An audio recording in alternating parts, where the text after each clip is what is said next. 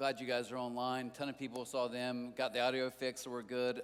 Anyone ever heard the term main character energy? Anyone ever heard of that? Okay, yeah, this is the coolest section right here, okay? A little bit over here, some over here. For the rest of us, like, whatever. I said it in football practice the other day, and like two of the kids were like, quit trying to be cool, you're not. So fair enough. But so basically it's kind of like an internet slang term, and it's, I'll read you, just give it a better example. It says, basically defining or explaining someone who's bold, confident attitude, but basically where a person acts like the leading character in the story of their own life. That's that main character energy. Like you just kind of walk in and you take over the place, right? There's a video game and you're the hero, you're the journey, all that. And I think if we're honest, we probably all have a little bit of that main character energy. I think God maybe even designed us that way. But so at the fair, I know I'm going to talk about the Lawrence County Fair just 3 more times and I'm done. But at the Lawrence County Fair a few weeks ago, my wife loves it, camps there. In her defense, that's where she met me. So if you find gold somewhere, you probably like the place you found gold. I heard someone go, oh. Okay, you're a jerk. Be quiet on that section. Gosh, they literally went, oh. Like, I could, am I go? Anyways, I'm not going to make this conversation. But so we're at the fair, and she gets nostalgic, and she loves it. And she's like, here, let's take a selfie. So this is like a Saturday. I'm sitting there. It's 1,000 degrees. I didn't want to be there. And she's take a selfie. So I'm just one of those, like, fine, take the picture. Well, just like a week ago, a lady at C3 came in here, and she was dropping off stuff. And she's such a nice lady. And she walked in, and she said, I got to tell you, online, I saw that picture of you and your wife at the fair. And she said, I know why she shared that. She looks amazing. She was glowing. I mean, she's going on and on. She's my wife, so I'm like, well, that's cool. Yeah, she is. It's my wife. She's attractive. Great, awesome. And then she said, she looks so good. She paused and she said, but you did not. She literally said that. I was like, Lisa, come on, girl. I got feelings here, right? But anyways, so I think that, but I got thinking, I would say this, they did a study once and they claim, I don't know how good the study was, but they said basically, you can take a mom, this isn't the study, but you can take a mom, grandparents, and just show picture after picture of their kids. And I'm telling you, I've watched my wife. My wife can look at pictures of our kids for days. She doesn't get tired of it. But here's what the study they found out. No matter what, even for moms and grandparents, if there's a group picture and you look at it and you're in it, who's the first person you look at? Right? Who? We all know. Yeah, even if your babies are in it, you don't care about your babies for a second. Like, do I look weird? Do I look good? Everyone. So the study was, they said, literally everybody, if you're in a picture, you find yourself first, and your first thought is, how do I look? What do I look like? Well, I have a wife and a daughter both, and with 2 girls in the house, 2 women, I can tell you this, every picture that gets taken is going to get taken once, twice, doesn't matter, but they're both going to look good in it, right? That's what really matters, right? Main character energy. We kind of all have that going on. So what we're in chapter 5 of Ephesians. We're going through, this will be the last week in Ephesians. But what we've been talking about and what I want to kind of talk about real quick to kind of give you the background so this stuff maybe can make a little more sense. Because I think chapters 4, 5, and 6 in Ephesians are very clear. But I also think they can be tricky if you don't fully kind of get what's going on. And what do I mean by that? Well, if you look, chapters 1 through 3 is all about how God's love for you, it's unconditional. It's literally Niagara Falls. The grace he gives you is like, it's bigger, bolder, better than anything, wider than you. I mean, Paul's like, I'm running out of words here. The guy who wrote that letter, he's like, I don't know how to explain it, but God's grace is beyond us. God's love for you, beyond us, immeasurable. He just keeps going on and on.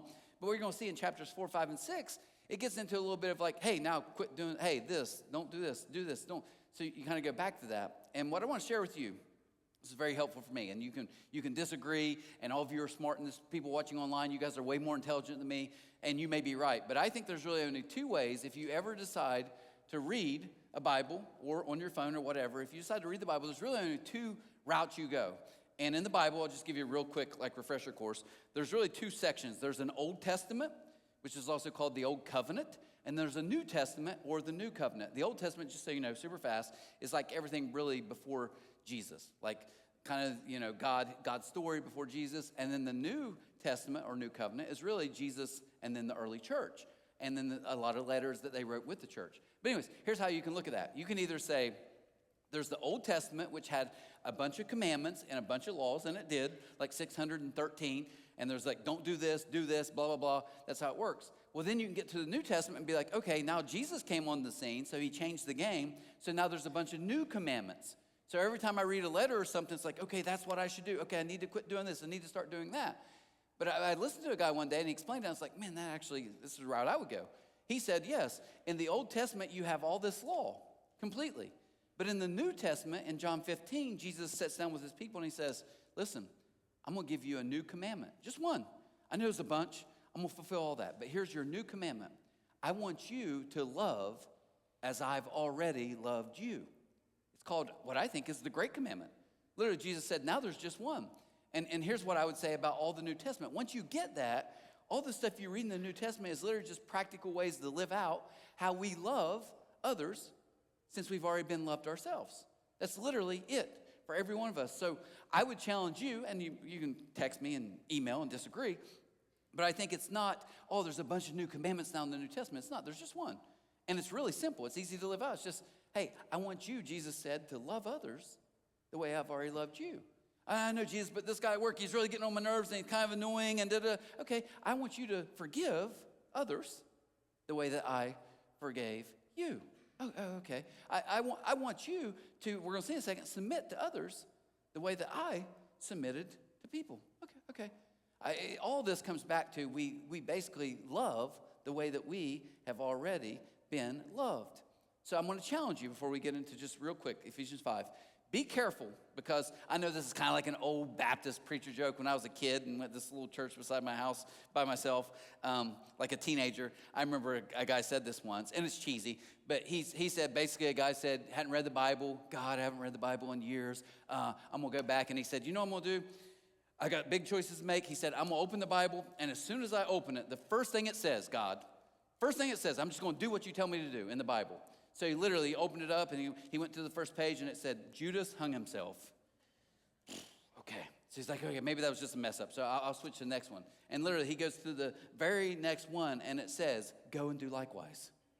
He's like, can't be right, God. We were on different signals. So he goes to the third one, flips the page over, and it says, whatever you do, do it quickly. Right? You guys like that old preacher. Okay, I might start throwing some of the old Baptist stuff in, right? Okay, this is off topic. I gotta say it real fast so you guys will like this, okay? You know the footprints, poem, right? It's very churchy. It's kind of neat. It's like a guy's walking on the beach. Okay, that's gonna be awesome because you guys I don't think know this either. Okay, anyways, years back, it's everywhere. Like every Christian knows it. And I remember I was literally telling on Sunday morning this story, and I had people come up to me after and did you write that? Did you come up with that? They didn't know. It was so awesome. Anyways, okay, that's off topic. So here's a couple things first. Ready? Number one is this. You're a terrible main character. Now, I know. I'm all about self-love and I really am. I promise you guys. I'm not saying that. But you are a terrible main character. Now let me explain that. I want you to look at what it says in Ephesians 5, verse 1, 2. He says, imitate God, therefore, in everything you do, because you are his dear children. Now, think about that for a second. You're his dear children. Okay, so now what do we do?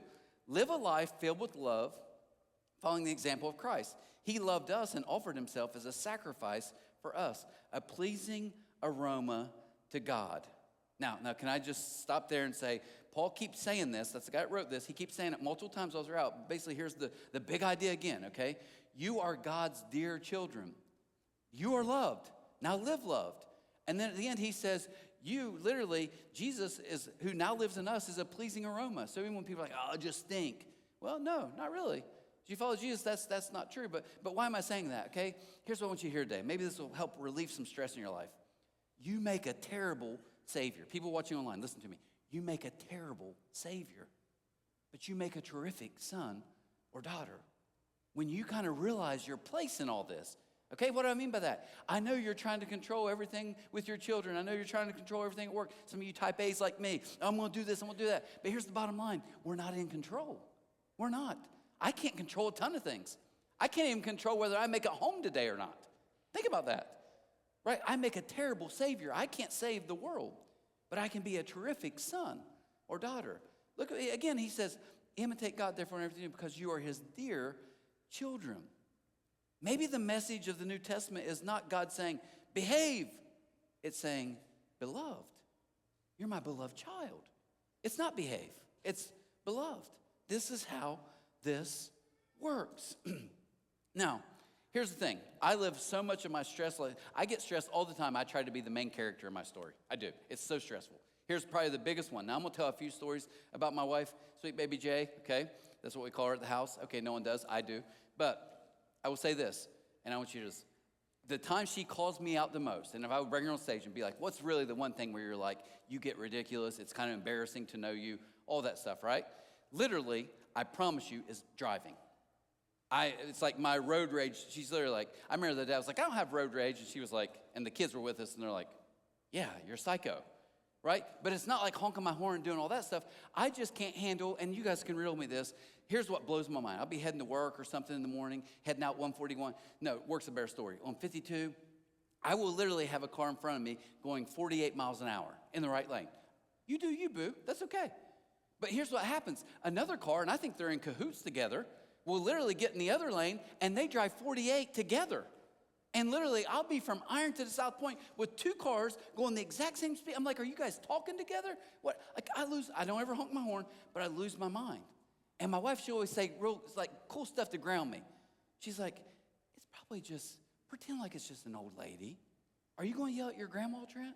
Right? Our parents are getting older. Are you going to yell at your mom if she starts driving a little slower? Are you going to yell at my mom, my parents? No. She says that. She's like, just pretend. Pretend it's someone who's old and kind of nervous behind the wheel. And I'm like, oh, I'll pretend. I'm going to pretend I'm not part of any church, right? And this isn't my job. I'm going to pretend real quick that I'm an assassin, like I'm losing my mind, right? But here, I got to tell her for just a second. She's always in the driving. She's so calm driving. The other day, we were living on 64, and I said, you know, the speed limit's 70. Is it? I'm just going 58. I'm like, you're the people I can't stand, right? Move. But let me tell her for a second, okay? Because it's like, oh, of course, John's the perfect one. You're the piece of trash. But here it is, okay? She has what I call restaurant rage. And here's the thing. She's never said a word to anybody. She's never been mean, not one time together. But here's what happened. If we have someone like a server or someone come up and they're rude or they're real short, when they walk away, I'm like, because she just can't. Like when they're rude to her, like that's what you ordered. She like starts to lose her mind. She doesn't say anything, but she's just getting like red and she's angry. So you know what I do? I play the same dirty trick back on her. I like to say, give her a break. She's probably a single mom with 3 kids. Her husband probably left her last night. And she's like, she's not. Her life's perfect, right? Her husband's gorgeous. Like, she won't shut up. That's not true, right? But all of us are trying to be the main character. We get so frustrated because we're the ones that are trying to control all this. And God says, no. You're my dear children. I'm the Father. I can take care of this. The second thing is this. And this is the last time I'll talk about her. Don't look at the wrong thing. Okay, many of you who attend here, watch online, you kind of know this. But my wife started like years back becoming the camera operator. She doesn't like technology. She doesn't like film. She doesn't like any of that. But she loves to be the camera operator. And she's good at it. So I want to show you kind of in her mind, here's what she does. Like when the band's playing, most of you that come here don't know this, but on the live stream, those people know. Like when the band's playing, Aaron will be killing it. She'll like zoom in on him. And then when it pops over to Sarah, she just has one camera, so we can't do multiple shots. She'll be on Sarah and she's singing. And then like literally a few weeks ago, then we had Audrey on the drums and she was killing it. So this is what she literally moved the camera over, right? She gets drummer. She's moving back and forth all over it. Good, okay? Now, here's another thing I'm gonna tell you about it. Maybe because I'm her husband. But anytime someone's speaking, she also takes the camera and she makes sure that that person is dead center in the camera. So as I move right now, like you guys can't see it, but online right now, they're watching this. So I move over here, I promise she keeps me dead center. And she's smooth with it, like a rock star, right? But here's kind of the problem with all this, okay? She also gets distracted easy. And she also, when people talk to her, she forgets she has jobs to do, okay? So literally, this was a message just a few weeks ago, and I was talking, and you can tell, you'll see her, she kind of follows. I don't move a ton in this. I feel like I'm doing better. No, okay. All of us have to there we go. The Bible warns us so much about comparison. Moving along, doing the thing. Okay, good, we get it. Okay, that's me. But here's the thing. I had a prop I was going to use for that message, and I was so excited. I was like, when I get this out, it's going to be amazing. When I say this, I'm going to show it. Turns out, while I was doing my next bit, my little part, she had someone talking to her, and this is what the screen looked like. And I feel like I'm doing better than I get what I. This was my highlight moment of the message. And online, everybody's like, She's filming over here. Now, why am I telling you that? What I did didn't change. What you guys in this room, if you were here, it didn't change. But literally, because one person's focus shifted, they literally saw something completely different. What am I saying to you today? I want you to see that all this New Testament stuff, I fully believe, is not do more, be more, get better, do more so God can love you more. You had a couple bad days, so God probably, you know why you're getting sick? You're getting sick because probably God's a little disappointed in you, right? No, you can't see it like that because that's not true.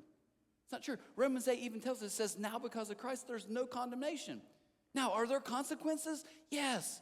But what's no condemnation mean? It means my relationship with God is solid now because of what Jesus did. Now, think about this for a second.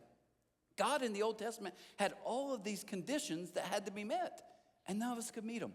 So Jesus comes onto the scene and literally says, I'll meet all the conditions. Because Jesus met all of our conditions, now our love from God is unconditional because he did it for us. That's the real good news of the gospel. It's not do more. It's simply live free. It's live free. So any area of your life that you're not living free, it's because you're not trusting in the good news. Any area of your life that you're stressed about, worried about. We're going to talk about this more next week when we kind of do some mental health stuff with this. But all the stuff you're dealing with, listen to me. It literally comes from me not trusting and believing more of the good news. So Paul's going to say this. Look at verse 8. He says, for once you were full of darkness, but now you have a light from the Lord. So live as people of light, for this light within you produces only what is good and right and true. Carefully determine what pleases the Lord. Take no part in the worthless deeds of evil and darkness. Instead, expose them. It is shameful even to talk about the things that ungodly people do in secret, but their evil intentions will be exposed when the light shines on them. Now, I was a really pretty bad kid, and I can tell you, even college age, all that time, have you ever done something or you're doing some stuff and you want to keep it hidden from people? It's the worst feeling ever. And that's what he's saying here. He's like, look, you were once in the darkness, but that's not you. That's literally not you. You don't have to live in the darkness anymore. You get to choose and be part of a better way because now I live in you. He says, for light makes everything visible. This is why it said, awake, O sleeper, rise from the dead, and Christ will give you light. Christ gives you light. So here's what I want you to see. I want you to maybe realize with the good news, I don't have to be so angry. I don't have to stay bitter. Because of the good news, I can forgive that person even though everyone in the world would tell me you should never forgive them. Because of the good news, I get to live loved as I've already literally been loved. I don't have to chase stuff. And here's the best part. I literally get to see people differently. You see, here's how humans work because we're conditional. We're very conditional.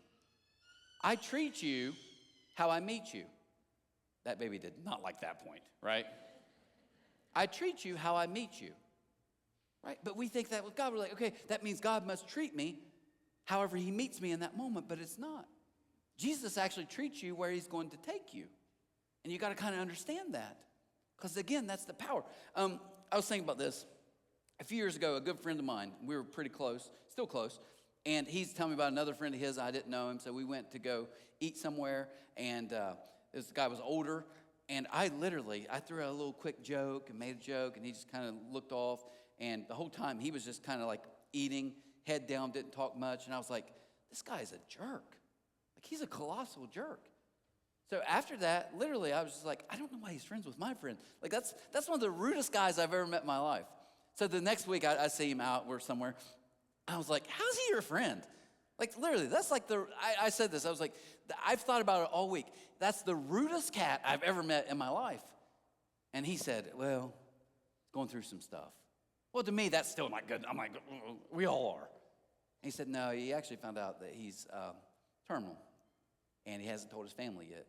And I think he just found out like the day before, and I think he's struggling. Get that? Nothing changed.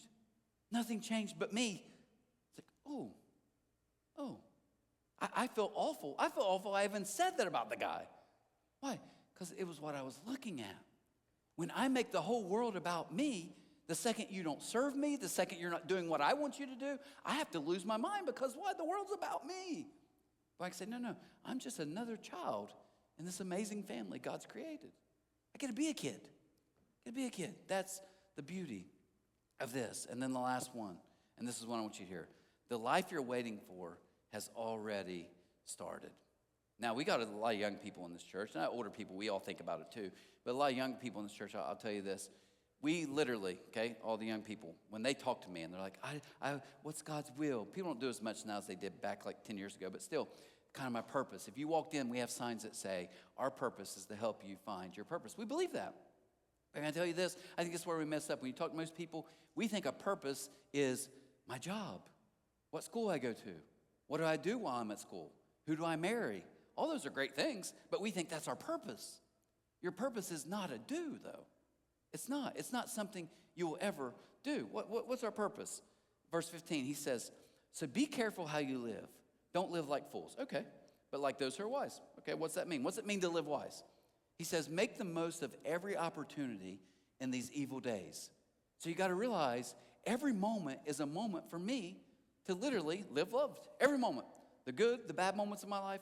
He says, make the most of every opportunity in the evil days. Things are going to be bad around you. Things are broken. I'm broken. You're broken. But then check this out. He says, don't act thoughtlessly, but understand what the Lord wants you to do. Don't be drunk with wine. Now, this is 11 crowd, so I can say it's a little more. I was tiptoeing at the 9:30. But notice what he says here. He says, don't be drunk with wine. Okay? Now, depending on your religious background, if you're Baptist and Nazarene, but maybe a little wine's okay, right? Seems to be okay. He's just like, you don't need to get hammered every day. If you can't control it, then maybe you need to check that out. But he said, don't be drunk with wine because that will ruin your life. Instead, be filled with the Holy Spirit. And then I skipped just a few verses, and he says, furthermore, okay, submit to one another out of reverence for Christ. Now, there is, and I talked about this in 9:30 just a little bit. There is verses after this, and you can go back and read it. The verses I didn't read today, literally, you say, Trent, you skipped it on purpose. I didn't. He talks about, you know what, don't gossip. Don't backbite. Don't hold bitterness. You know what, you don't, and he goes through a long list of don't lust after everything. I know we hear lust, and we always think it's sexual, and it can be, but it can also just be like, I'm just constantly needing more of something. It's like, no, don't do that. Why? Because you're in the light now. You don't have to live that way because it's stressful. It's heavy. You don't have to do that anymore. And then at the end he says, you submit to one another. Now, if you ever talk to people, the verse they hate after this, it actually talks, it says, husbands, I want you to love your wife, says Christ loved the church. And it says, wives, submit to your husband, right? And I literally talk to people like, I don't like that verse, but no one talks about before any of that gets said. Look what he says. Further, every one of you needs to learn to submit to one another. Now, my wife and I, we were not the best parents. We tried to be. We probably weren't the perfect parents. I know that. But here's the thing we did. We took a few Jesus parables when our kids were little, and we had little catchphrases for them, and we just kind of constantly reminded them. But probably one of our biggest ones, there's actually a little story Jesus told, and he says, the people who try to exalt themselves get humbled. But the people who humble themselves, God exalts. So our little phrase was, we always say, go to the back of the line. Now, what I was trying to teach them is this whole New Testament principle when they're really little, and here it is. Everybody in your life is going to be jockeying, trying to get to the front of everything. They are. They're going to lose their minds trying to always be first because that's how it works. But he says, no, you can find peace sometimes when you say, it's okay. See, let me give you some of my roles here. I help coach a football team, and some of the players are in here right now. Some are even at the 9:30. I help lead this church. Now, here's what we can do. We can all get arrogant and say, no, I'm in charge. This is what we do. But when you think about it, no, what's it mean? Even as a leader, my ultimate role is to submit and try to serve and build up the people around me. That's what it is. That's my ultimate goal. It's not lording stuff over. Hey, Aaron, go do Alicia. No, that doesn't work. It's literally saying, hey, actually, Alicia, so many times, she's in here right now. She'll come in and she'll be like, okay, I got this idea for an outreach. And I think she probably thinks I'm being a jerk, but I'm like, just do it. And the reason I'm saying that, because I know her ideas better than what I'm going to come up with anyways. But you learn to submit. You learn to submit. Why? It's not weakness. It just says, I realize now, and here's the beauty of the gospel, okay? Ready? Beauty of the gospel. Once I get who I am, think of this. By God, cannot be changed, locked in stone, fully forgiven, fully loved, fully approved. Now, all of a sudden, you know what? I can still be ambitious, but I'm not trying to chase something to prove something for myself because I've already been approved by God. I don't have to chase all the pleasures around me to make me feel good for just a little bit. That's why wine's pretty good. You know what I'd say? If wine is what you go to every single second to take away pain you're trying to get rid of, it's probably not great. That's not. Why? Because that can be dangerous. It's not, as he said, good for you. It can ruin your life. Now, I'll give you this. And then I taught high school chemistry and physics for like 8 years or 10 years or something. And I love science. I've always loved science. And the thing about science you'll learn, even when grade school is, they always talk about a hypothesis. And a hypothesis is if-then. So basically what you do is you teach kids how to experiment with stuff. You go and you pour something in something and you put, if I add hydrochloric acid to this base, then I think this will happen. And you do it, and then you watch. And if it does, then you put, okay, my hypothesis is right. If I do this, then this happens. If it doesn't work, then you go back and you change the experiment. It's real simple. If-then. Here's the dangerous thing, though. I think most of us in the Bible Belt think God is an if-then. What's it mean?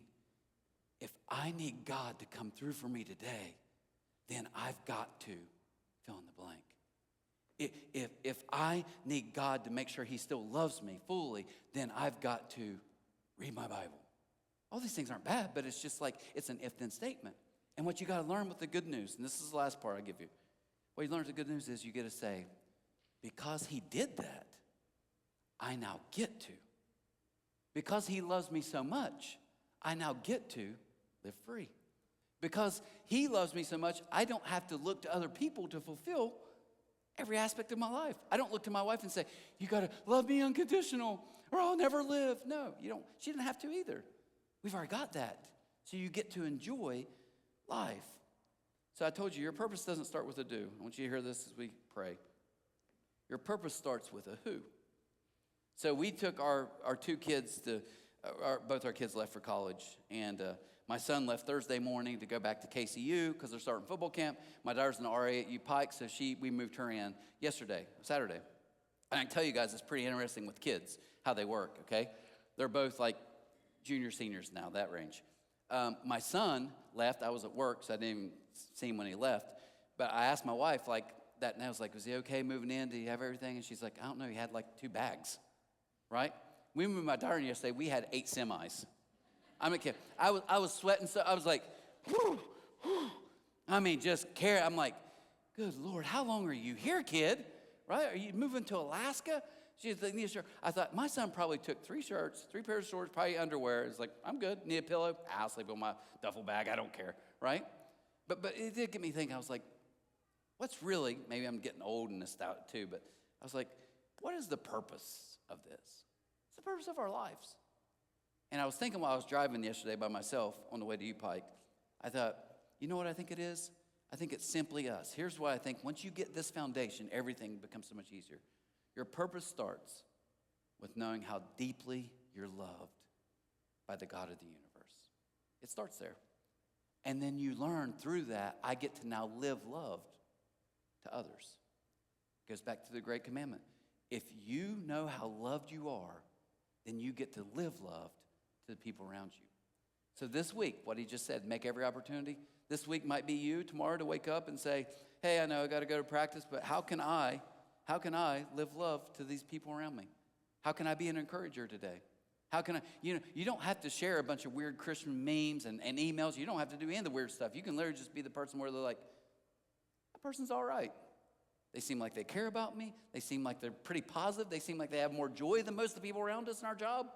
All that. You can live loved. You can go home and literally be loved and live love to your family, your children, parents, all that stuff. So as we get ready to close, and I know half of you fell asleep because your bellies are just full of shrimp. I was talking a few months back to a friend of mine who's a dad, and he had a son. His son was going through a lot, struggling, some confidence stuff. And in the middle of us talking, he said, I just wish he knew. Wish he knew what? He said, I just wish he knew, like he said, he's crazy smart and he's talented. He went through all this stuff and he paused and he said, I just wish he could see himself the way that I see him. And I'm not wearing dad goggles. This is all just legit. I just wish he can't see it. And I got to thinking, over the last several months, I probably had conversations with at least 4 or 5 different dads. kids struggling, going through stuff, and all of them say the exact same thing. I just wish my kids could see them the way that I see them. I think the whole point of this chapter that we closed on is Paul saying, before you do anything else, I just wish you could see you, the way that he sees you. Because if you see yourself the way that he sees you, it changes everything. You don't have to live entangled. You don't have to live nervous you're going to get found out. You don't have to live constantly worried or stressed or freaking out because you're trying to control stuff. You get to say, that's good news. I am incredibly loved. Now live loved. So if you would, let's close our eyes for just a second. We're going to pray, just all of us in here. Jesus, I do thank you so much. But I pray today, we'll do it a little different as we close. Just a little different. God, I want to take a moment just to get quiet. And I want everyone in this room and all the people watching online or watch this later to hear this. I am fully loved. I'm fully forgiven. I'm made fully right with you, God, because of what Jesus has done. My trust is in him. And because it is, now there's no condemnation, there's no judgment, there's no anger, there's nothing between me and you. Because Jesus paid for all that. Because Jesus met all the conditions, your love for me is now unconditional. Here's what I want you to hear. That's you I'm talking about. That's you right now. I don't care what's happened this week. I don't care the mistakes you made. I don't care. Maybe it's been an amazing week, and you feel like maybe God's more on your side. He's never, ever changed sides. He's for you. He wants to work through you. So here's my prayer for all of us. God, maybe we would truly, fully grasp how much we're loved. Let us walk out these doors, not hide in the darkness, not chase things that will never fulfill, but live loved. Let us be good news this week to people that need good news. Let us love people even when they don't deserve it, because you loved us when we didn't deserve it. Let us realize that this week is not a video game and we're all the main character. We're all simply your children, all learning to live and love. Help us to do that this week. Let us live loved, but we can only do that when we realize that first it's because of how much you've loved us. So thank you. Thank you for that. Let us have a little more peace, a little more joy, a little more laughter this week because of your love. We ask this in your son's name. And amen. Guys, love to have you back next week for Panic Buttons.